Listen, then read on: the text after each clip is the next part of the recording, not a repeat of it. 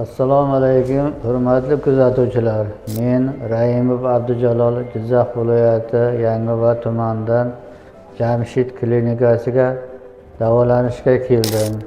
Men o'tgan yil ham kelib davolangandim. Sharoitlari yaxshi, vrachlar vaqtida apxot o'tkazib tekshirib, hamshiralar ham hammasi yaxshi, vaqtida qaraydi, ukollarni vaqtida qiladi. Sanitarkalar mana shu nima tozalikka qaraydi, vaqtida hammasi xonalarni tozalaydi, turma xil ovqat beradilar, sharoitlari yaxshi, fizioterapiyalar ham hammasi vaqtida qilinib o'tkazilyapti. Va mana shu bu yil ikkinchi yil kelishim, shifo o'tgan yili kelib davolanib sal o'zgarishlar bo'lgani uchun mana bu yil yana keldim. Bo'yin umurtqasida grija bor.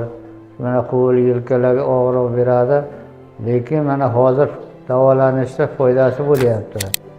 Mana shu Zokirjon, Maksim vrachlar vaqtida kelib qaraydi, apxot qiladi, tekshiradi.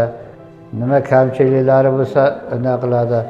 Hamshiralar vaqtida ukollarni qilib, kechqurun mana shu davlinalarni o'lchab, hol ovqat so'rab, hamma narsani vaqtida tekshirib qiladilar. Bir kamchiliklar yo'q. Sharoitlari zo'r. Kelib mana davolanaman desalaring, bemalol yotoqxonalari ham, xonalar issiq, televizor bor, hamma sharoitlar yaratilgan.